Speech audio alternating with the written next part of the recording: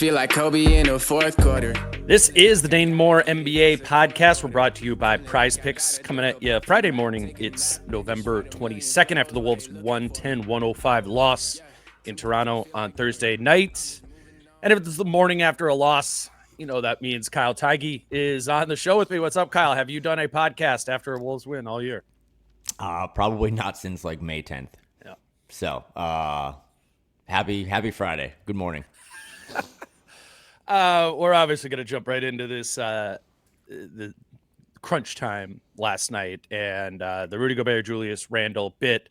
But quickly, just haven't done a pod with Kyle since we did our live show at Treasure Island Resort and Casino last Friday. Just wanted to say thank you to the people who trekked out to TI last Friday and hung out with us for the live show and the watch party of the Wolves-Kings game. And want to let you all know, maybe if you saw it on our YouTube live stream or just pictures from the event, that TI does this for not only Wolves games, but for Vikings games. So this Sunday, they play the Bears. They have free food at these watch parties in the Parlay Lounge at the casino there. They have drink specials on Miller Lite and Absolute Wild Berry. They do prize giveaways during the quarters. We saw that for the Wolves when they gave away a bunch of Wolves gear and kind of special TI promotional sort of things. So they do that for those games as well. Just want to have that on your radar. Maybe a Sunday is easier to get down there for a watch party. For more information and the full island watch party schedule, visit ticasino.com. Were you going to shout out Tommy Stinky Breath, or did you want to save that for after? Come on, you can't do that 90 seconds in.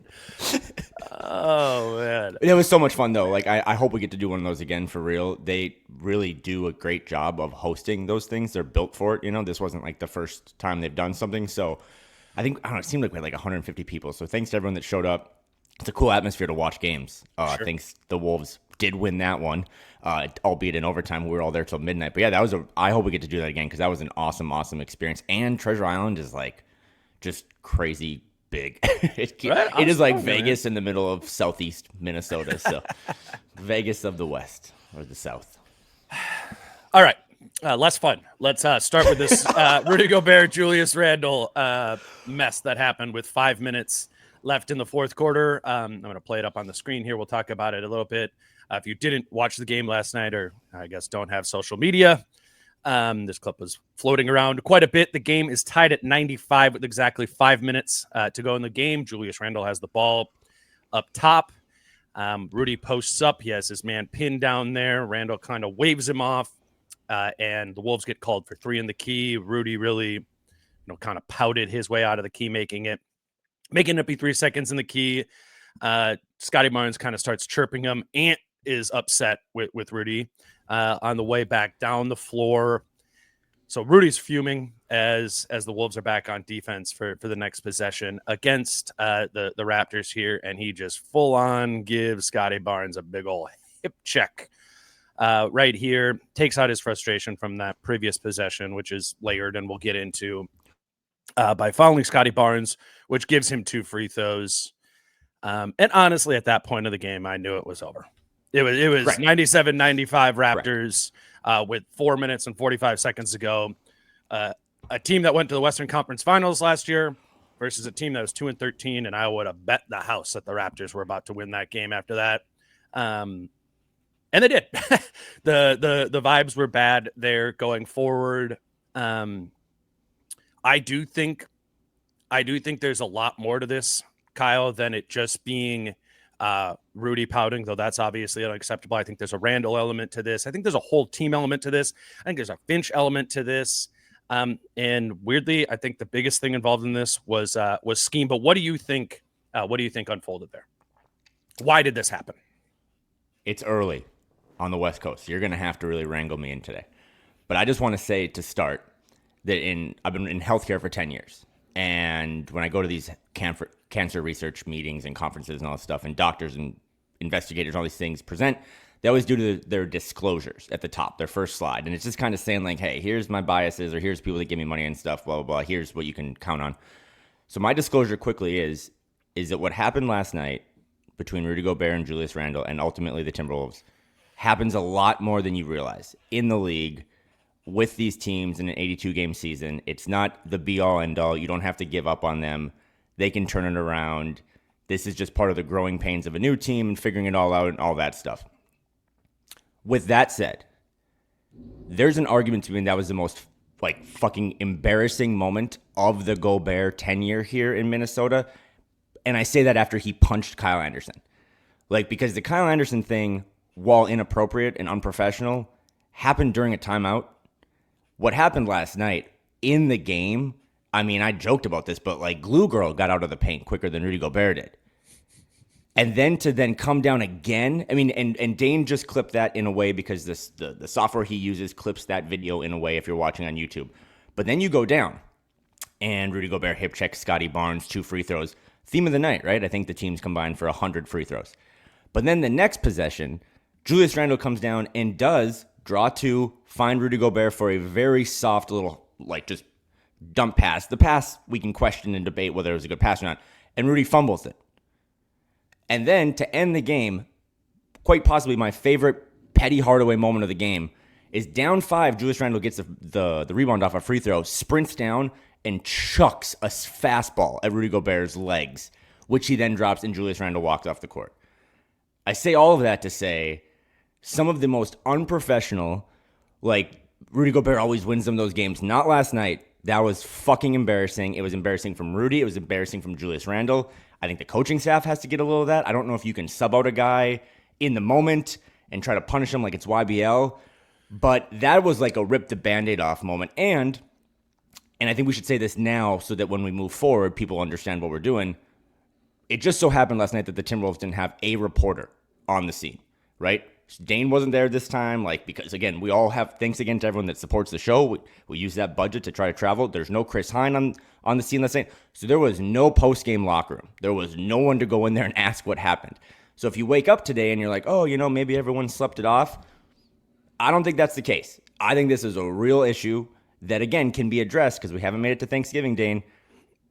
But to pretend like there's not something going on here or issues that need to be addressed from a leadership hierarchy would be naive because there's clearly issues, and those issues led to them losing to a team that is desperately trying to not win games. I do think at the core of this is actually a basketball issue that has kind of plagued the Wolves all season.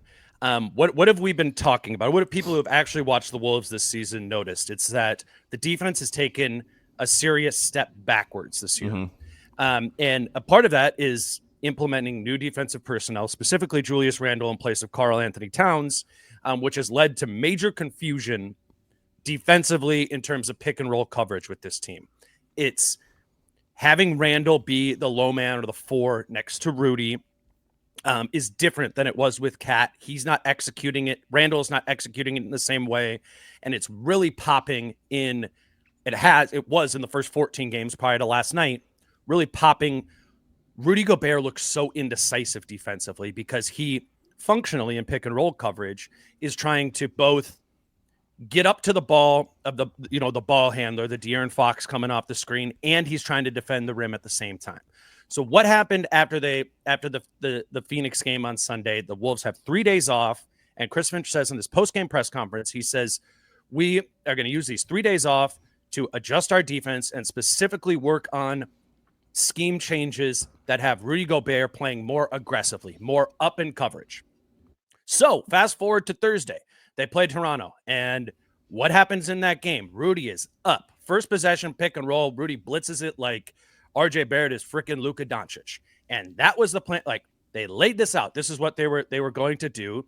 And so that's Rudy listening to his coach, letting go of his fear that they're not going to take care of it, that Julius Randle, whoever's on the backside, is not going to take care of it. He's like, okay, bet, I'm going to do that. He does that, and the Wolves proceed to give up 56 paint points to the frickin' Toronto Raptors because they didn't have his back there.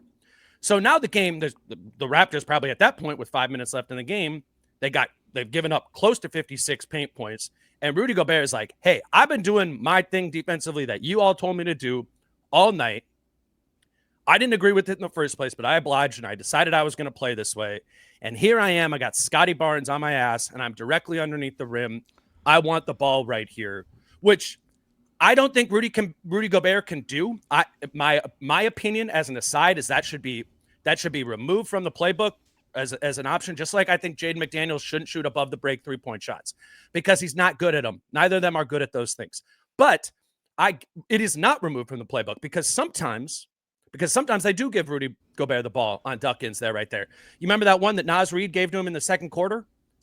Basically the same thing, ducked in. Naz hits Rudy right there, dunk. So Rudy's in his head thinking like, this is something I'm allowed to do, particularly if I got the guy sealed here. I'm doing exactly what you want me to do defensively. It's a mess, but I'm doing what I'm supposed to do. And then Julius Randle waves him off. And I think it's important that it's Julius Randle who waves him off there because Julius Randle has been the biggest problem in terms of the Wolves defense this season, specifically in terms of pick and roll coverage. And Rudy loses his head, which is absolutely not okay. Absolutely not okay. You're 32 years old. This team lacks leadership. Absolutely lacks leadership. The only other leader on this team right now, a veteran leader, is Mike Conley, who's not playing in that game. And Rudy Gobert goes out and does that. He knows he's taking a 3 seconds call right there as he slowly glue girls his way out of the lane there. Goes down on the other side of the floor. Ant talks to him, and he fumes, man. And Rudy, your thing is you are a under control player who is a thoughtful player. And he loses his head, and he fouls Scotty Barnes like that, and the game is over because of that. But I think it is wrong to put it on Julius Randle, Rudy Gobert, or Chris Finch individually. This is a collective thing that to me is just so perfectly a physical manifestation of what is wrong with the Wolves through 15 games this season. Best point you made just now in many good points, because I'm just like drama, and you're like, actually basketball might have infused this. You will, or fans will, or people watching that will blame certain people 100%, just based off of their preconceived notions of like, some people don't like Randle. You replace Carl, I'm out on Randle. Some people don't like the Rudy Gobert stuff. Like, I get all that. Sure. I think what you just said is perfect. This is, in my mind, like everyone gets blame. Somehow Josh Minot probably should get a little bit too, and I don't even know what he did. But like, they should all get blame for this. But I don't know, man. Like, I've really enjoyed the Rudy Gobert experience. He's like the Pat Bev model of once he's on your side, you kind of defend him. But I just come back to, again, I don't know. Like, if Jaden would have done that, I like the cops would have called me. Like, that is, you are back to the leadership thing. I mean, we kind of joke about this on the other pod, like leadership power rankings, but I actually think that's where my head went to in the moment. And we should maybe segment 2, like talk about the point guard position. But no Mike Conley. We've done the thing now that there's no Kyle Anderson, there's no Pat. Like, it kind of is Rudy, right? Like, this is far more Rudy's team than it is like Julius Randle's team. And again, I think in a game where there was 72 free throws, the exact same amount of shots that like the Raptors took from the field, there's 72 free throws. If you run that clip back again, Rudy Gobert has this Scotty Barnes so pinned under the basket. You've seen those plays before where Scotty Barnes, if Rudy catches the ball, probably just wraps him up, right? Like, that's probably how this ends. I mean, he hit Rudy Gobert's head on this clip is underneath the basket. Can I pause you though? I don't have confidence that is for sure like what is going to happen there. I think it's like, I'm not sure that Rudy Gobert catches that or scores that. I respect both of those things, that he might not catch it, seen that, and that he might not have any sort of move. But I do know enough of those clips, right, Dane, where he has him so pinned where the only thing you can really do is play. And guess what? He's shooting 80% from the free throw line this year. Small sample size, 14 games, but it is by far a career high. How many times has Rudy gone to the free throw line and you're like, oh shit, I hope he can go Derek these, as Andy would say, like 1-1, and he hits both. So in a moment where it's tied and there's 5 seconds left on the shot clock, also too, like if you're Rudy, what are you going to do then if you wipe me out of the paint? There's 5 seconds left. Is Julius just going to ISO? Mm-hmm. So I think everyone has blame here. But for that to all, I mean, it probably sounds hyperbolic to say that was worse than the Kyle Anderson punch. I like stand by that, because that was essentially off the court, although on camera. This was during he literally was like, okay, fuck it. We're going to waste this possession. Then I'm going to come down and waste another possession. by fouling him. Now you're down 2. Then I would come down and Julius Randle, they want to have a petty off. Now I've dropped the ball. It's one thing when all the basketball stuff you talk about can be like fixed or whatever. And like, they still beat the Suns because Julius hit. I mean, we are literally one game removed from Julius Randle being, left hand Julius Randle. Like everyone's loving him. And now we're hoping that he gets traded or like fights Rudy or vice versa. So to me, that was, like you said, a bigger basketball thing that probably crept up throughout the game and throughout the season. But the smartest thing you've said all year is that this continues to remind you of year 1 with Rudy. And last night was no better way of being like, yep, I've seen all of this happen before. I don't know. There was that. Well, when did Rudy Gobert punch Kyle Anderson? What year was that? Year 1. Yeah. You know what else I was thinking? Do you remember? This was, I think, against the Magic. Remember a couple years in year 1 where like Rudy had a couple times where he was like really positioned in the paint and he didn't get the basketball? I'll go find this clip for you. And then like he pouted his way down court. Krasinski wrote a whole thing on The Athletic about it. Like, that was one of those moments again where I thought we had grown out of that. Like, okay, Rudy, you're no longer the new guy. This is not your team, but probably second or third. Like, this is kind of your team. And for him to do that, I have so much shit that you could say about Julius Randle and him being the GOAT path in this defense and all the stuff that he kind of doesn't do defensively that's probably driving Rudy Gobert crazy. But Rudy just can't do that. Like, we can put all the blame on him, but Rudy Gobert just has to be – it sucks, man. I am the worst at this, and you know this off mic. I hate being the bigger man, but sometimes you just got to be the bigger man. When we talk about you as, oh, Rudy Gobert would never let them lose that game, he lost them that game. Facts. Yep. I again, the one thing, and I didn't see this anywhere because last night I tried to not look at that much stuff, but it really – with Jameis Winston in the snow. That was fun. Yeah. I just – so much of this is, and I'm not trying to put the most blame on Finch or the decision making going in here. I've just seen a lot of that's classic Randall with the Knicks, or a lot of that Rudy, last night. or Rudy can't catch her. What is Rudy doing? Tantrum. To me, a fundamental issue of this is Rudy allowed to do that in the offense? Is that something you want to go to?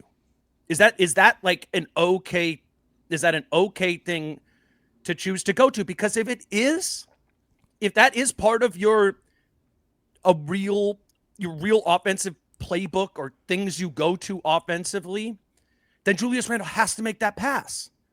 But the coach needs to decide, do we do that or do we not do that? And what it's been a lot of the time is I think we're forcing it into Rudy a little bit too much. Or other times it's like we need to find Rudy inside. And there's this gray area that they operate in terms of feeding Rudy underneath the basket or around the basket that, frankly, just needs to be cleared up. Like, I think that this has gotten so, and I mean, at the moment, so toxic that there needs to be something closer to hard and fast rules about this stuff specifically, because he did that all night. We're seeing was trying to get those duck-ins all night. This wasn't this was the last straw for him. They've been going over and over again. I mean, they were playing Agbaji at center last night. He's like 6'5". Teams are going to continue to dare the Wolves to do this more and more, right, Kyle? We're seeing teams play no center against the Wolves. They weirdly, like, some of these teams have started playing two bigs against them. It seems like that's the way they do it. Like, we want to have one center on Randall and one center on Rudy. They started Sabonis and Len in the Sacramento game, right? So they could guard both of them. The Suns started Plumlee and Nurkic so they could guard both of them. But sometimes, and more frequently, and honestly, I think it's the better move if I was playing against the Wolves, is teams just being like, whatever. We are going with 5 small ball players. And I think for the Wolves, there needs to be a collective understanding. And I don't know what's been said in practice or anything of, we get Rudy the ball here or we don't. And Rudy, if we don't do this, you stay in that dunker spot. You do not present yourself for a duck in there, particularly in crunch time, which this was. That's defining that, I think, is a big part of where this goes. And I think we could just do this for an hour, or we could talk about other real themes that came out of last night. But again, to the toxic part, I love that it's now out in the open. Because again, I remember, I think Kyle even said this. Like, I think while it was embarrassing that the Kyle Anderson Rudy Gobert thing happened, it actually forced them to like there's so much stuff, as I always say, that goes on behind the scenes. And last night, everything was behind the scenes because there's not a single. I mean, dude, how awesome would it have been to been at the post-game locker room and just get like a vibe for that? And now we don't know. We have no idea what happened because there was no one there to report it. So Woj would have had it.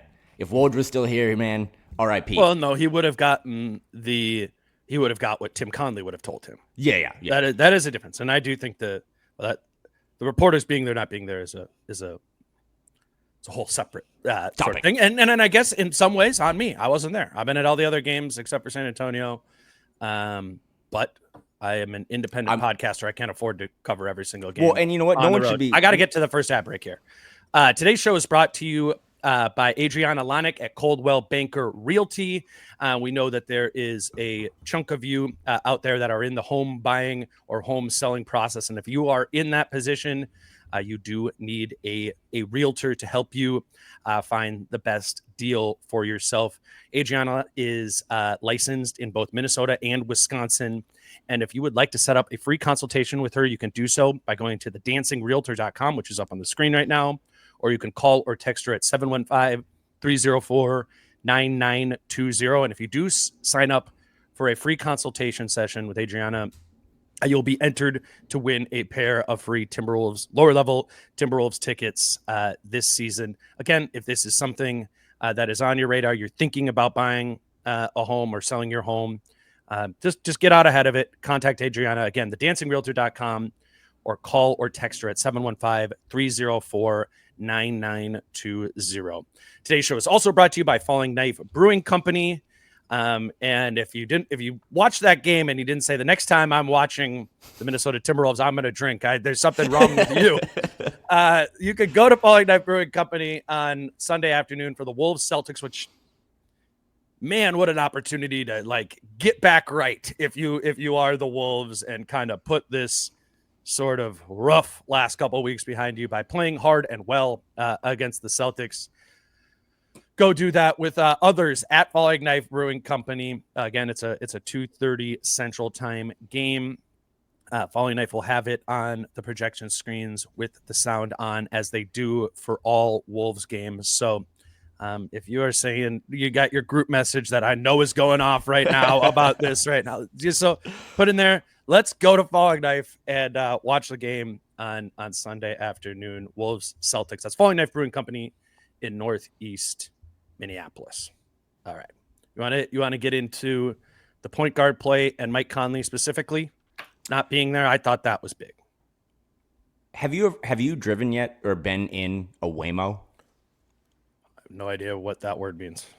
It happened to me when I was in Arizona. I think it happened. I first was introduced to it when we were in Arizona for Suns Wolves playoffs in April or whatever. But Waymo is basically like kind of like an Uber, but there's no driver. It's literally self-driving. Yeah. I remember those. Yeah, in Phoenix. Yeah. I literally, Zach, I believe this. I keep coming back to like Waymo when it comes to the Minnesota Timberwolves. And through now, 15 games, I think if anyone was like, hey, who has the best life right now on the Minnesota Timberwolves, it's Mike Conley. Mike, we're sorry. I apologize on behalf of everyone. I said it too the other day when I saw you in town. Mike Conley is not only not the problem, and I know Generation Z has tried to maybe force him out and get a new guy in their point. Mike Conley is right now, in my opinion, the only solution. On the court, off the court, in the locker room. Jim Pete on Sunday against the Suns did his top 5 floor generals. I know that this sport that we love is becoming positionless and switch 1 through 5 and 3-and-D guys and wings. If you don't have some sort of a floor general on the court. I mean, the Wolves had 3 days off. I watched 2 Spurs games with Chris Paul. He had no Victor Wembanyama, and they beat the Thunder. Mm-hmm. Like, he was just like, you need to have a real fucking point guard out there right now, especially with all the stuff that you and I have kind of like tiptoed around and stuff. I don't know how smart this team is yet. And clearly last night they showed you that they're really not that smart because they decided to take personal grievances out during the game. But they need Mike Conley more than ever. And I think this idea of like, let's sit him on, and I enjoyed what Chris thought or what Jason said, like, let's sit him on maybe back-to-backs or bring him off the bench. Nope, all that shit goes out the window. Mike Conley has to start. They need Mike Conley more than ever because I also wonder if that even happens last night. Forget all the shooting percentage stuff. I wonder if that situation even happens last night if Mike Conley is on the floor. And this, again, let's talk about Rob in a bit. These, to me, are completely unrelated. Yeah, I wanted to say that this has nothing to do with Rob Dillingham. Yes, you having that opinion about Conley needing to play, because, in the outline, essentially, I want to talk about Dillingham a lot. I thought that was clearly the most encouraging Rob 100%. Dillingham thing, and I'm now in the mindset of let's make a real Rob Dillingham role happen as much as reasonably possible. But as much as reasonably possible is related to needing Mike Conley out there as well. And I look at the 2 games that Mike has rested this season, or has not played this season, is the second game against Portland, right? And it's last night against Toronto. The 3 worst offensive games of the season in terms of offensive rating for the Wolves are the Miami game, the second game against Portland, and last night. Not to mention, both that second Portland game and the Toronto game had crunch time going on, and the Wolves looked like the less mature team in crunch time when playing against the frickin' Blazers and the Raptors.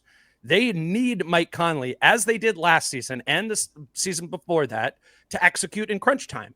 That doesn't mean Ant can't be a stud in crunch time. It doesn't mean Rudy can't do awesome stuff defensively in crunch time. It doesn't mean Julius Randle can't be a big shot maker in the clutch. All those things, they have great crunch time tools. They need a driver, to your point. And right now, Rob isn't old enough to drive, and Mike Conley's the only other guy who has his license. And I think we could talk about Nickeil Alexander-Walker started in his place.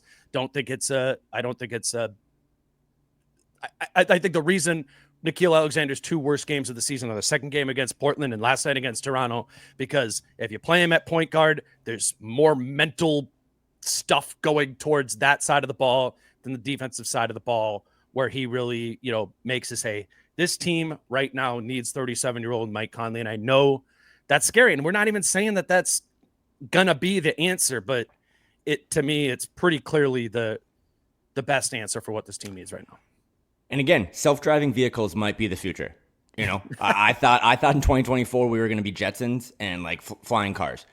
But this team, and I'm fucking serious, needs someone to drive the car. And if you want to then pivot off that and say, well, I don't know, man, year 5, why can't Ant drive it himself? Or why isn't it self-driving? Why isn't it have the flow that Finch wants? I don't know, man. I don't know all the answers to those questions. Ask Britt. But for now, this team needs, essentially for all 48 minutes, and this is, again, RIP to Kyle Anderson, they just miss that adult that gets them into stuff, right? Even when Kyle was struggling offensively last year, and you're like, oh my God, dude, just shoot the ball from that little 12-foot range. Yeah. That was what stood out in your mind. But what you forgot is all the little stuff he did to just get guys in the right position. So for Mike, I'm out on any plan, man. If Mike wants to play every game the rest of the season and has lulls in production, having him out there, we're talking about a team that literally has to bring Joe Ingles in the last 4 seconds to inbound the ball, because I don't think Finch trusts anyone else to do it. So Mike Conley, you're back. You start. A week ago, Dane and I were saying all this shit, and it was a lot of my dumb thoughts, but it's you know what? Nickeil is a dog that is best left to just go to the dog park and run around. If he has to be the adult with the leash, I don't think that's Nikhil's job. He brings chaos, and that chaos usually leads to great things, both offensively and defensively. This team has 1 starting point guard on the roster. He needs to play a lot, and then to pivot also, they have 1, in my mind, backup point guard, and now he, barring whatever happened with his ankle roll, deserves to play. Because again, maybe we can just pivot over to Rob now, but was he the worst plus minus again? It's kind of this theme that Rob, when you check the box score, is, a -13. I want to ask you this sincerely. I didn't think, I don't know, I watched that game, every play of it. I didn't think Rob was the main issue for having a bad plus minus. So last night, plus minus to me meant nothing. No. I'm with that. I threw that in there almost begrudgingly, because I'm just looking at the box score. I thought this was the most encouraging Dillingham game, and in a game that they needed some of that, because so again, Nickeil starts that game. I thought it's interesting how little we've been seeing Dante DiVincenzo play quote unquote point guard period, whether that be in these 2 games that Mike is sat or just when Mike is not in the game. It always, almost always is Nickeil initiating, Dillingham initiating. Even McDaniels was like initiating offense more than DiVincenzo was. And I think that's just because they want to use Dante as like a pin down movement shooter sort of guy, maybe more than a point guard. But point being, they're not even using DiVincenzo as a point guard. So if you're not playing Rob, Nickeil Alexander-Walker is your backup point guard. And that isn't enough backup point guard stuff. So yes, Rob has to play and he has to continue to improve and continue to understand, better understand the game at 19 years old, which I am seeing. I thought that was really, really encouraging. I thought it helped to give him more extended shifts. He's been recently playing like 1 4-minute shift in the first half a game and then not ever coming back into the game. I think he played 2 full shifts in the first half. Then he rolls his ankle in the third quarter. So you see his minute total be like 10. He would have got up to more than that, a normal 8th, 9th man load in terms of minutes, played. But in that time, I thought it was really interesting. They had Davion Mitchell on him, who was a hound. Awesome. Yeah, and was really giving Nickeil Alexander-Walker problems. He poked at Rob a couple times, but what I put down in my notes is like Rob has been guarded by somebody like that before. He's had a Davion Mitchell pick him up full court, pressure him in the half court. Like that didn't overwhelm Rob. I didn't think. I also have down that they played a lot of zone in the Rob minutes, or like kind of right when he came out there, even with Rudy on the floor, which is rare, which signals again what we know. He needs a little protecting defensively. When they weren't playing zone in the third quarter, Toronto again went right at him. They ran that inbounds play, and it was designed specifically to get, I think it was Barnes on Rob, like kind of on the block. And, then Rob's just kind of there swimming underwater, 6'1" against a 6'8", 230 guy. Teams are going to target that. I know Rob hasn't played that much, but I've really tried to watch back a lot of his stuff, specifically defensively, because we know that side of the ball is where the question marks lie with him. I think he gets it, man. Like I think he has a defensive concept understanding, which is very different than a lot of other like all offense, no defense guys. Like the role Rob has right now that it's most similar to a previous Wolves player, I would say, is Jalen Noel. And Jalen Noel was a bucket getter, and is a bucket. But was undersized and did not understand defensive concept. I would say Rob Dillingham, to me, to what I've seen with him in pick and roll coverage, in his ability to read the floor defensively, switch out when he's on a big, that sort of stuff, he's doing it quickly and understands concept. Now, that isn't going to solve him being 6'1", 165, but it is the necessary stuff that moves him in the direction going forward. And man, isn't it fun when he's out there with Naz Reid? Like that you could see becoming a real weapon. Though I go, man, if he's out there with Naz plays the 5 a lot of the time, and for Rob and Naz to play their 2-man game, well, Rudy needs to not be in the dunker spot. So it needs to be the Naz at the 5 minutes, right? Because otherwise Rudy's going to be there clogging up Naz and Rob 2-man game. So if we want Rob to play with Naz, which I think everyone does, and it needs to be in the Naz at the 5 minutes, well, man, that's going to be a problem defensively, because the Naz at the 5 minutes are the worst defensive minutes that this team is having right now. And I would be hesitant to insert Rob Dillingham for Nickeil Alexander-Walker in the minutes that the Wolves are already bad at defensively. So there's clearly some layered issues here. I don't think it's a thing where he's going to need like a whole year to sort of figure it out. I'm seeing growth. I see the vision, the playmaking is there. There's just kind of some fit issues, given that this team is not defensively what it was last year. Rob Dillingham would fit a lot better on last year's team because they would be able to cover up for him defensively more, in my opinion. It sucks that what we started this show with is what happened? Because to me, there was some, like, maybe now we pivot a little bit to pro glass half full stuff, because there's some real actual things I liked from last night's game. Yeah. You can imagine where we'll end with this. But in terms of Rob, 3 plays stand out, right? In that, 9-10 minute stint, which again got cut down because he kind of rolls his ankle in a weird way trying to play defense. Right out of the gates, you knew he was going to play last night, right? Let's walk it back a sec because Mike's out, so Nikhil's starting. It's like, okay, in these situations, we've seen Rob play. First thing he does when he gets in, gets the ball, takes off for an easy layup. Yep. Right? They don't have another guy on the team outside of Ant that can do that. So I was like, okay, if you play tonight, buddy, you got to look for your shot. And he did it right away.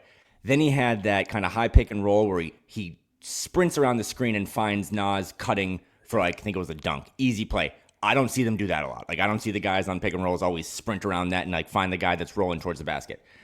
Then the third play that sticks out was when he did it again. Nas fell down.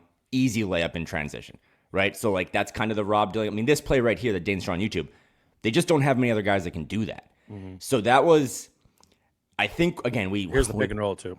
Yeah, so, like, and the handle is just, like, Mitchell was totally in his grill, but there's just right here, finds Nas. They just don't. Mike can probably do it a little bit, right? But that's the J-Mac, man. That's the J-Mac and Nas stuff right there. That's what Nas needs. So offensively, again, I know we got into it last week, but I think we're both coming around, myself included, of like seeing a role now. I mean, Dante, just to put a pin in that or to kind of close the loop, I thought last night was more of a traditional, like, I would be okay if that's Dante's role. Granted, I would like him to not shoot 3 for 9, but 11 points, 4 assists, 3 steals, plays 30 minutes, gets 12 shots. Like, yeah, go do that more and worry about pin downs and playing like Malik Beasley and then just let Rob have those minutes. Defensively, again, this game stands out to me more than the others because I was watching it from home. But anytime you go look at a Rob Dillingham game log and then the box score, he's -7, he's -13, he's -12. I thought last night, again, plus minus meant nothing because I don't know. He was like fighting on a team right now that is also fighting.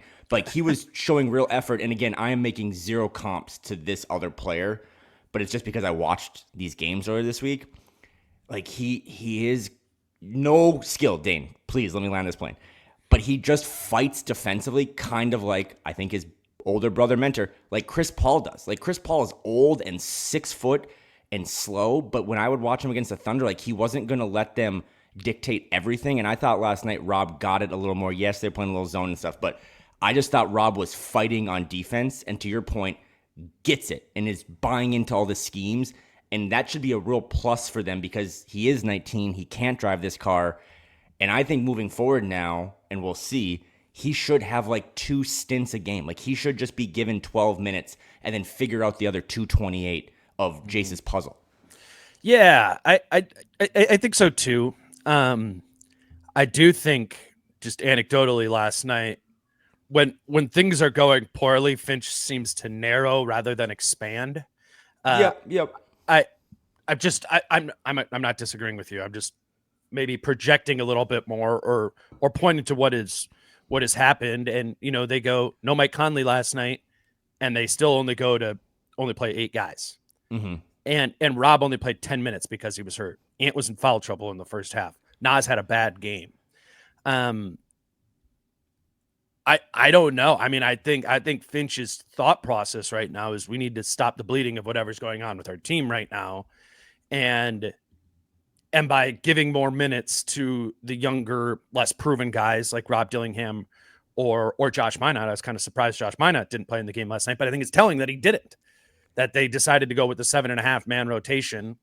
Even though they, whatever, like, it would have made sense maybe to play more guys there. So I'm curious to see, while Finch knows that this team is needing to catch a rhythm right now, if he tries to find that rhythm through playing Rob more, or if he continues to kind of hone in on the main 8 guys, which a week ago, I was saying I would get that too. I'm curious to see what Finch decides to do here. Because, theoretically he has the best feel for what this group needs. This is probably an entire podcast you could do next week, but last night, I mean, I felt victorious in a loss for many reasons, but this was part of Do the. tell. Well, we'll get into the other one, but I just came away from this is last night with the Rob stuff that we've been doing for last week. It's kind of what I was saying in September and October about just taking a step back. Like there's a chance. I was thinking like big picture, this whole season we look back on, and it was like this weird, it sucks that it happened this way, but weird reset because of the CBA, and we took a lumps, and then next year everything got better. I don't know. But I want to see them in those first 20, 30 games, man. And last night was a great example of the highs and kind of the lows. I just want to see them throw some of these guys out into the pool. I mean, I don't know if you ever watched those videos where they teach little kids to swim and they just throw the baby in the pool. It's like, all right, figure it out. That's what I want with Rob. Just throw him out there. And I think so far he has shown you an ability to at least tread water, and also, despite the plus minus stuff, has given you like real incentive. Well, that's like, the counter. That's the counter. that is the counter, right? though, right? Like, and somebody out there is listening to that right now. Like, what the hell are you talking about, Kyle? They're not Right, treading water with Rob out there. Like, I'm not sure I'm totally all the way there, but they are not treading water. But for a team that's bottom 10 in the league in assists and had 16, like, and last night there's a lot of noise again because every third possession was at the free throw line. To circle back to Rudy and Julius, when you make this trade, and I'm not trying to like litigate like the Conley Towns trade, because at some point just like it happened and you move on, even if it was a mistake, whatever. But there's other things that they're trying, and they keep banging their head against the wall and circle into a square peg, and like it's not working. So at least with this, it's like, okay, let's just add some. I think this was my original point last week that I butchered, but like let's just add a little spice to this and see what happens. And I thought last night Rob got you a bucket early that no one else on this team can really do. He found some guys. I mean, he's really good at getting guys the ball. I mein, he has so many missed assists, if that's a stat. But then again, assists. Every time you do check a box score, and this is something I just need more, I guess, data on or sample size, or as he is always a team worst in the box or in the plus minus. So I would imagine that Chris Finch also knows that, and this is kind of the dilemma that is driving a lot of people crazy about Chris Finch and his coaching staff of, if you're not getting real point guard minutes right now from Dante or Nikhil and Mike's out, well, what else do you do? Yeah, well, I mean, there is the case to be made that maybe Rob's impact would be greater if he was given a role that had a little bit more air to it, which he had last night. And yes, the plus minus was still bad last night, but I think we would grade that as the best Dillingham performance too. Yeah, I don't think it makes sense in my head that Rob Dillingham had his best game of the season when he had the most room to play. And that's the decision that Chris Finch and Baikonurian, whatever, are presented with, of like, how much of a risk do we want to take on by playing Rob, while also knowing that playing him more likely gets a better version of him. It'll be, I don't know. It's going to be interesting. It's going to be interesting to see. And certainly the next game that Mike Conley sits out, if not sooner than that, we're going to get a real look at this. Hey, you close it on Rob. You do a really good job of like tracking lineups and rotations throughout a game. It's one of the best things I think you do. Is there like a 5-man lineup without stats or anything? Because again, this is all such a small sample size. Is there like a 5-man lineup that you think like, okay, that would give Rob the best chance to like? Because again, watching last night's game specifically, I remember almost all of the buckets they gave up, just not even having Rob in the picture. And maybe there was like an action and he got pinned or whatever, but like it can't. Well, I would start it with Nas, and then I was kind of talking about this before. Like I would want him to be out there with Nas, but Rob and Nas without Rudy, it's not going to work. Okay. I don't think defensively. So I think what the way I would think about this is Gobert and Reed both out there. But you remember in the second half of last season, they started kind of taking Rudy out of when they won it games. Once Carl was out, once Carl got hurt, and it was like, okay, this is going to be way more of an Ant-centric team, an Ant downhill team. They started placing Rudy in the slot a lot more. Like that was a lot more frequent than the dunker spot. So I would think that that's how I would start that puzzle. Rob Dillingham on the floor, probably at the start of second and fourth quarters, with Rudy Gobert and Naz Reid out there at the same time.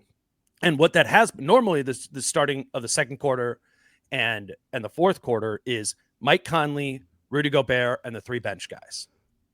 So, which is Naz Reid, Dante DiVincenzo, and Nickeil Alexander-Walker. So if I had to choose a place to plug Rob in, it would be at the start of second quarters in place of Mike Conley within that group and try to play that way. And then you got to adjust Mike's minutes differently. Maybe don't make Mike the guy who subs out 5 minutes into the first quarter. Let him play the first 9 or something like that. Mm-hmm. I mean, there's ripples to this, but I would think it's important to target certain personnel for Rob Dillingham. Again, as was the case for Jordan McLaughlin. That's the roadmap for me.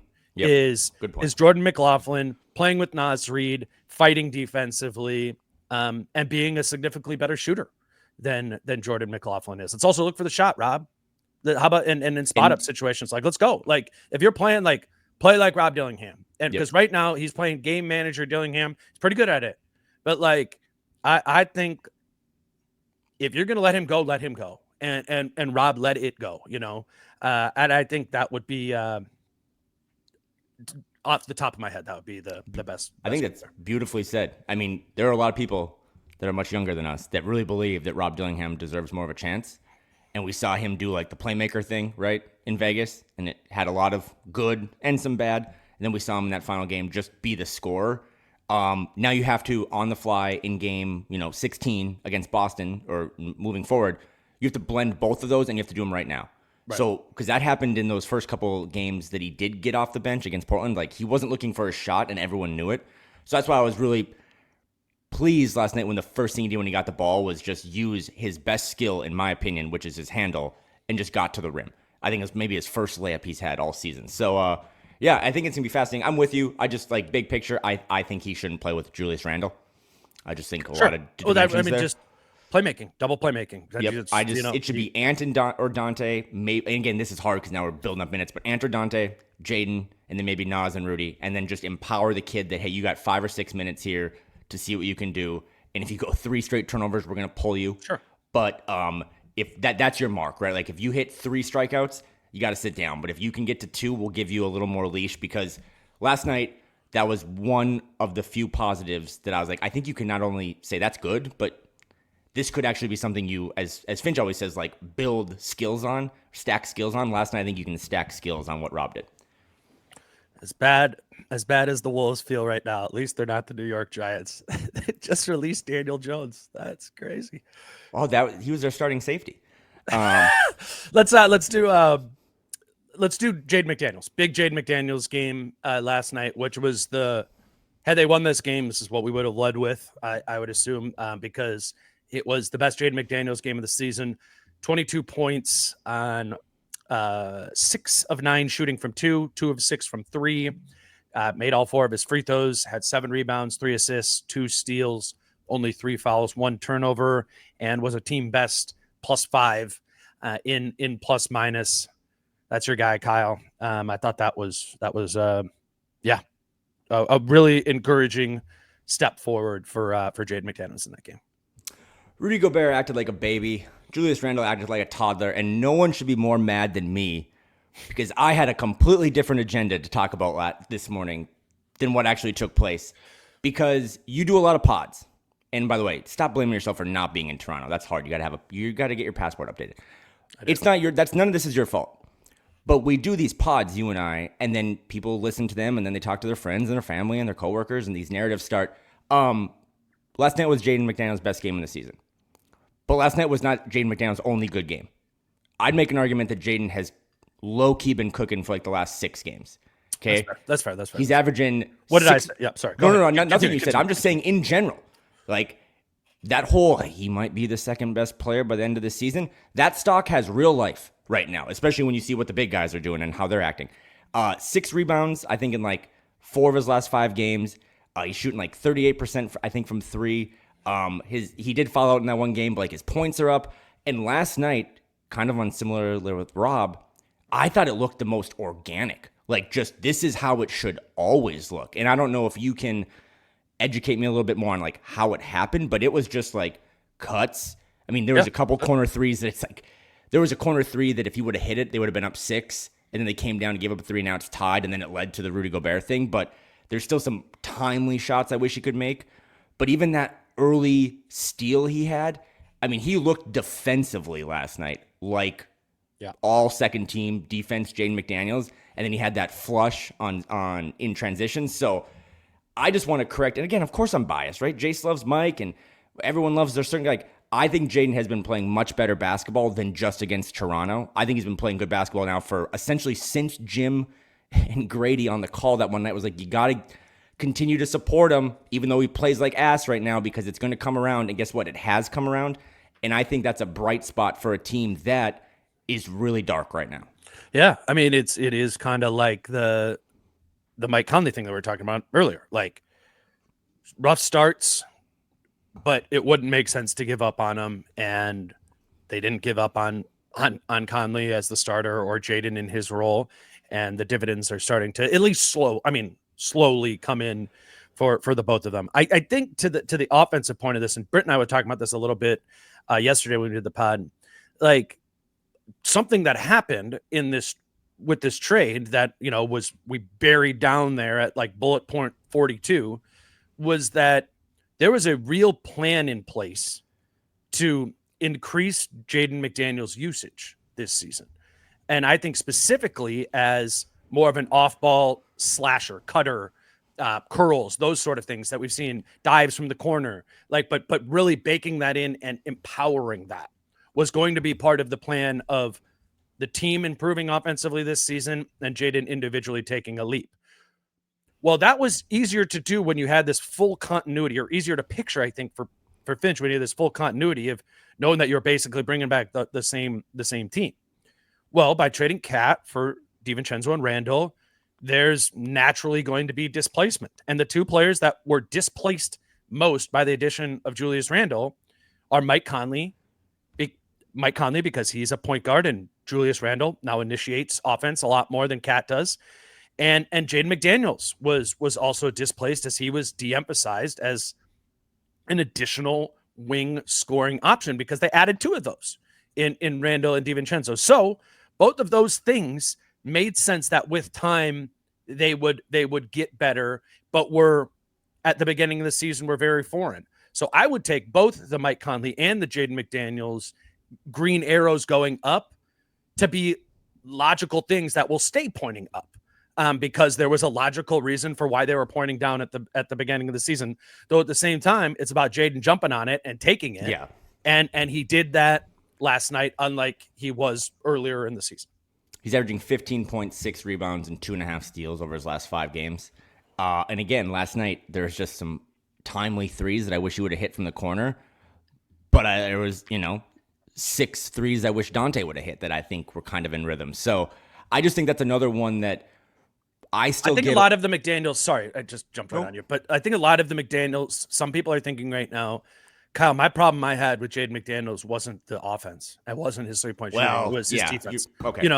That's another part of it. Good. Go ahead. Those people are not the people that are in my mentions.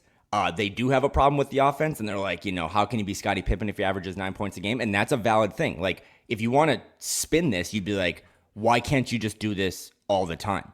And I think that's a valid criticism that I would bring up in film is like, man, we're pumping your tires and you had like 22 and 6 and you're 6'10". Like, yeah, just do that all the time. So I'm with you. Like, this should be maybe not the 22 points a game. Like, this should be the standard.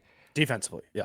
So, I would say this, the offense, yes. Defensively last night, he was back to his old self. It looked like a guy that had 3 days off and was buying into all the stuff you said at the top.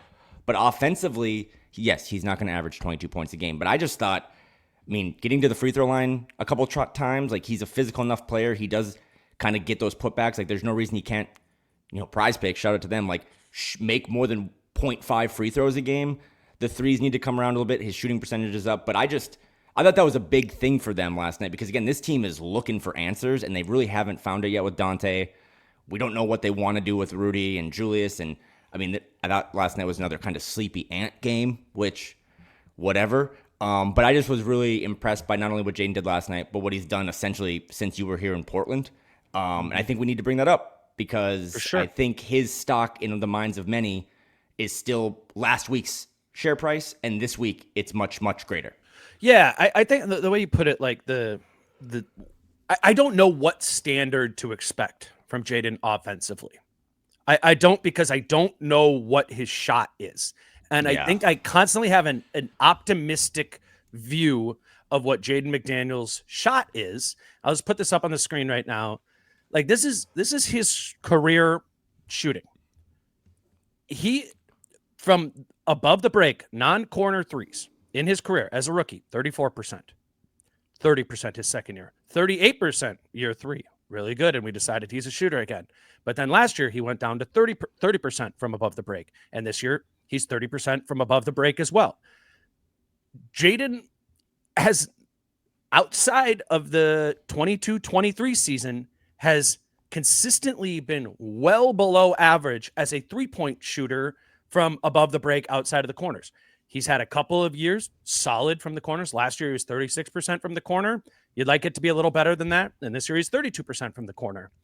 I think a fundamental question that needs to be answered by the team and by the coaching staff is, to what degree do you believe in Jaden McDaniels' jump shot? And it's always great to say, I believe, and we're going to let it go and do all that. But you know what? I remember the 2018-2019 season when that was Ryan Saunders' motto with this team. And they said, Josh Okogie, you're going to let him fly. Jarrett Culver, you're going to let him fly. Trevion Graham, you're going to let him fly. And they never went in. And their percentages looked a lot like Jaden McDaniels' did. And I remember thinking back then with that team, because obviously a bad team, but Josh Okogie in particular was the recent first round pick. And you wanted to empower this guy because he was awesome defensively, but just couldn't make threes anywhere near league average, which is also the case with Jaden McDaniels. And I thought the mistake with Josh Okogie was they continued to have him do that rather than using him as a screener, using him as a cutter, and empowering him to play more of a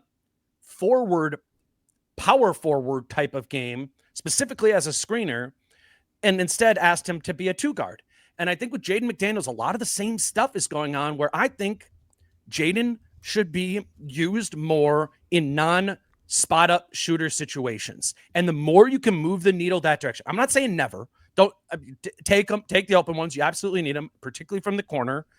But I think there needs to be greater intention to use Jaden offensively in ways that is not blind belief that he's a high 30s% three-point shooter, because, man, the facts are, outside of 1 year, he just isn't. And that's okay. There's a lot of really good players in the league who do not make 37, 38, 39% of their threes. I think Jaden McDaniels has the potential to be one of those really good players who does not make 37, 38, 39%. But so long as you try to push him into that mold, I think you run some risk of this being a roller coaster and his confidence varying accordingly. And that's the Jaden McDaniels I know is up and down, up and down.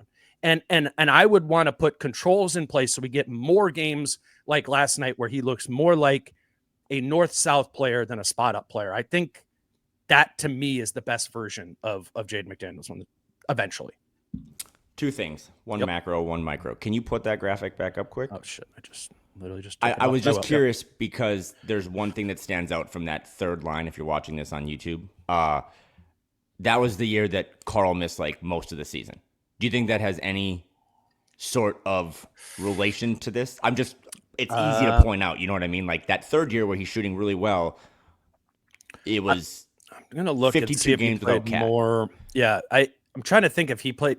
It checks out in my head that he played more power forward that year, right? Because earlier on in his career, but that might have been years 1 and 2 where he was playing the forward. Okay, 22-23 season, he played 75% of his minutes at small forward and 18% at power forward that year. The next year, 10% at power forward.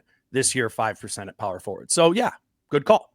The frequency with which he's playing next to two bigs has gone up in the last two seasons. It wasn't a lot that year, but yeah, I think very much the first 2 years of Jaden McDaniels' career, he was miscast on a weird roster as being a skinny power forward. Well, he's gotten stronger and done some more stuff, I think, now to be able to be more of a power forward, but that's a whole roster. No, I was just, that just kind of stood out. Mm-hmm. But I also think too, again, I'm not biased enough that I can also say, well, you can't just always play Jaden at the 4, even though maybe the stats back up that that's a good position for him because up until a week ago, he actually, Andrew Wiggins the last week, rebounding. That seems important. So if he can rebound better, then maybe you can play him a little bit more at the 4. I was just also wondering too, just like off the top of my head, who do you think is a better like 3-point shooter, corner 3-point shooter, Jaden or Lu Dort? Corner. Or I think they're probably close. Yeah, okay, I think they're probably close. Because like those corner 3-point numbers, he's shooting a career worst this year from the corner, and the one that sticks out right is when Ant kicks it to him in the corner to try to win that Kings game, and he just misses it. Yep. His shot always, again, he's a tall, KD built like slender guy that I don't know. It's not as smooth of a jump shot as like Dante, but I think that number is going to come up a little bit. That was my micro thing. My macro thing is he's on a heater right now, right? I mean, like for a team that's struggling, the things that we are looking at that are looking good are like Jaden and Rob. For the next 5 games, I mean, we're 15 games into the season, and Finch said to us a week ago, like these next 10 games, we're trying to find an identity. Would you emphasize getting Jaden involved a little more over these next handful of games to see, like, again, results aside, my big picture, like maybe you take a step back. Would you try to, like, that's an emphasis on Sunday against Boston. We're not going to design all the plays around Jaden, but maybe we try to keep this thing humming. It depends how you would do it. If you're asking me, and I don't know anywhere near as much as Finch, what I'm saying is I would make it look more like last night. I would like the emphasis on Jaden to be shooting more threes. That would not be the type of emphasis I would like to do. But what did we say earlier? Jaden was the primary initiator a lot more last night. He initiated offense. Well, and they did that because Dante DiVincenzo, we think they did that because they wanted Dante DiVincenzo to be off ball as a movement shooter. Well, you know who else can do that? Mike Conley is pretty much the only other guy on the team who can be an off ball movement shooter in that sort of way where you run and pin downs for him and that. So Jaden McDaniels, to your point, or in this theory, you could have Jaden initiating the offense a lot more. It's kind of like the Ben Simmons idea where, the good Ben. You know what I'm saying? Where, all right, we don't want him spotting up, but he's big and he's a weapon with the ball. And if you don't guard him honestly, he can take you to the basket. I would ask for more of that than spotting up for McDaniels. I would use him more as a screener in those situations because again, he's rolling off of that. I bet I don't know. I bet you it's 6 or 7 this year, but he's had 6 or 7 nice plays as a roll man that I've seen. I just think it's about reprioritizing the way you want to use him offensively and not just blindly turning up the dial of his offense. Does that make sense? Yeah, that makes perfect sense. And again, people are listening to this like, man, you are very much in his camp. I just think that now you're seeing a little bit of what I thought could be there. And I just would lean into, my biggest, defense of the kid who's now 24 is just when I was listening to Britt and you guys talk about him, I just kept thinking if Jaden shot 40% from 3, do you think his usage rate would be much higher? And maybe I'm biased, but it's like, I don't. I just continue to think that he is, even if he did all the stuff you wanted, I don't know if he's ever an emphasis on a team that now we're talking about the second timeline and it's like, well, Nas and Jaden need to figure it out and they could use some help. And last night I thought was maybe 22 points aside. I just thought last night, that's how it could look. Mm-hmm. And it doesn't have to just be all corner threes. He's tough around the rim, man. He just easily gets up and can flush and put backs and stuff. So that was so similar to the Rudy thing, man. It's like, how so? Empowering Rudy in the right spots. I was thinking that last night after the post-up thing, and I'm like, well, okay, I get Rudy wanting the ball. Let's get him the ball in the right way. Can we get a pick and roll? Did Rudy have a lob dunk last night? Do we run a high quad pick and roll for him and find him on the roll on the lob one time last night? I don't think so. No, because Mike was in street clothes. Yeah, exactly. yeah. Good point. But so I it's not that I don't want Rudy to touch the ball in the paint. How many times have I got on here and been like, Rudy is passing it 10x than he has any other year in his career? I still believe that. I think Rudy touches in the paint aren't a bad thing, particularly if they're lob dunks. Rudy post-ups in the paint, bad idea. In my opinion, I think I don't have a confidence in it, and they're also like an energy vampire to this thing. I think Jaden McDaniels is similar. I think his 3-point shooting can at times be an energy vampire to it. So it's not about deprioritizing him overall. It's about prioritizing specific ways in which to use him offensively, because breaking news, those guys are better defenders than they are offensive players. And you have them on your team to be elite all defensive team players, and it's about, to your Lou Dort point, it's about making it work on the offensive side of the ball so as to be able to capitalize on the returns that they give you on the defensive side of the floor. And that's where you can CC Chris Finch. Because now every time this team loses, the whole social media toxicity is like, fire Chris Finch, fire Chris Finch. That's stupid. That's not going to happen. But the coaching staff does to me. Jim Pete said this to you and I, both on and off the pod, that with these defensive players, I mean, he was talking more about Rudy, but like last night I thought Jaden played great defense, and you could tell right away he was just engaged, and he had that steal 90 seconds in. But can you imagine, like, you play pickup, or like anyone listening to this, play pickup, if you never touch the basketball, only in grenade situations, or, it does get frustrating, and I think it makes it harder to be fully engaged, even though you are a defensive specialist, or, really good defensively, known for that. That's your brand. I think it's ironic, but also perfect to put a bow on this, that we started with Rudy in that play, and now we're ending with Jaden, the two best defensive players on the team. I think they just need to, in the right situations, and this is on Chris Finch specifically, find ways to get them. I think you said it perfectly. In film today, Finch should say, tell the whole team, if Rudy is pinned under the basket, you give him the ball. And if they don't want to do that, then he said, if Rudy, you never get the ball in that situation. Yeah, someone needs to get choose. Yeah. And then moving forward, we might not know all the answers to this puzzle, but the whole team will know that never happens again. And if you're in that situation, Julius, you were right, or Rudy, you were right. Clear that up today. And the same with Jaden. It's like, hey, Jaden, it has to be way more than just spot ups. It's going to be tough for you. It's always going to be the fifth option.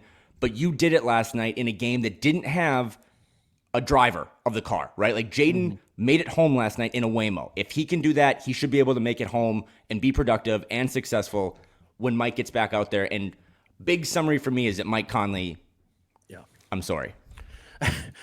Kyle, this was awesome. I mean, not awesome when we're like, oh man, we got to talk about this game, but appreciate you, coming on and doing it. I think we hit on the main things here, and we also, don't want to get too much into like, this happened one night and this is what they are. It's why we do podcasts every day, and we're taking note of where it is at the current time. And I try not to be too reactionary and this is this and this is that, because all of this stuff is art and moving the whole time. But last night was something, and it's something that needs to get cleaned up, because the stakes are high on this season. The stakes are high on the salaries and the Ants prime, everything, like stuff, this stuff matters. It is also 15 games in the season, and obviously that means there's plenty time to make all of this forgivable and to make the right adjustments, which frankly might not be the things that we're talking about right now,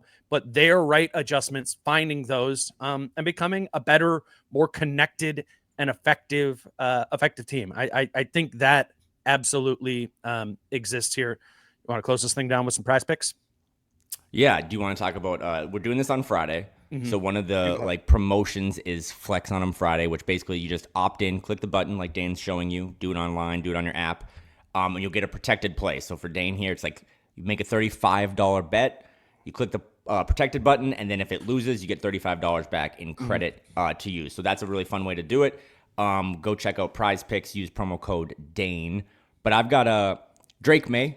That's my guy. I will do the protected pick. I will do a $35 protected pick on your two picks right now. Yeah. Drake May. Oh God, maybe not. Whoa, chill out. Drake May over. I think it's more than 24 and a half rushing yards. Oh, rushing. I like Fangio defense for the Dolphins. Patriots this week. It's 26 and a half. That's fine. That's fine. He likes to get out and run. You don't have one for me?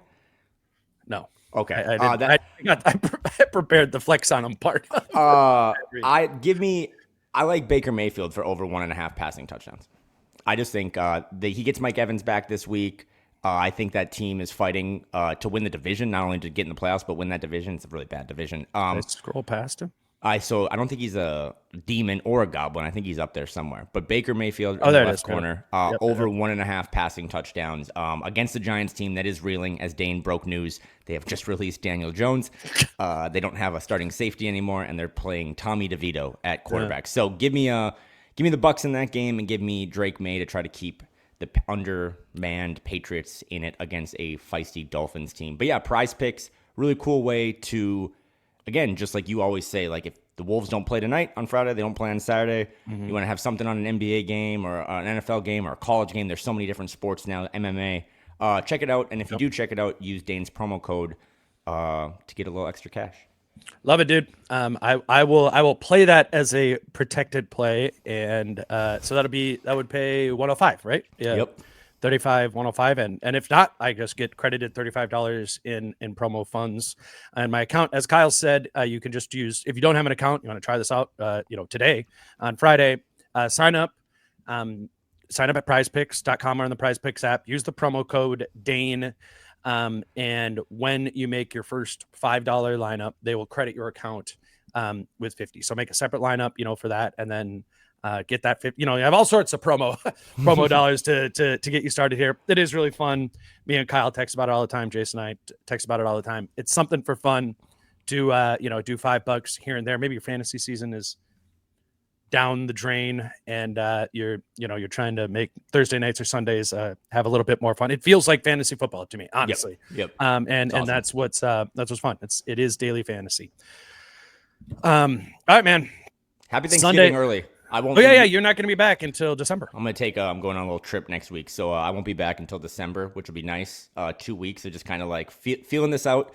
They had a lot of big games coming up. Obviously, it starts on Sunday against the Boston Celtics team that is tops in the league. So it would be weirdest team ever, right, for this team to do what they did against the Raptors and then go into Boston and win the game or whatever. But yeah, fascinated to watch this team kind of unfold because 15 games has felt like 55 games. And there's a lot to already point that's good and bad, but we still have, 67 of these things? A lot of pods left, a lot of takes, and a lot of data to consume. So not a good Friday for the Timberwolves. Always a good Friday on the pod, and hope everyone has a good weekend. Yes, and I also will be going out of town, as I do every year, for Thanksgiving. So there will be pods next week. Jason and I will go on Monday. After the Boston game. Chris and I will go on Wednesday after the Rockets game on Tuesday night. And then I'm going to be gone out of town the rest of the weekend, not at the Wolves. So I'm going to not even be at those or watching those Wolves games live. And the next episode will be back. I think that'll be like December 1st, the following Monday. So there's always the where's the pod? There was a game yesterday stuff. And to all those people, I will direct them to the 1 hour and 11-minute mark in this podcast. But yeah, that's what's coming up. A lot of season left, and we'll have lots more Kyle all December as well. You can follow Kyle on Twitter at Kyle. Are you on Blue Sky? You are on Blue Sky. Are you doing that? Yeah. Let's have a great weekend, everybody. You can also listen to him. You and Phil, I think, did Flagrant Howls yesterday as well, so you can always listen to Kyle over there too. Yeah, so next up will be Jason and I Monday morning after the Celtics game on Sunday afternoon. Until then, he's Kyle, I'm Dane. Peace out. How I'm feeling, man, I hope it never stop, yeah. Green and hot so you can find me in the crowd, yeah. Don't let standards ever bring you down, yeah.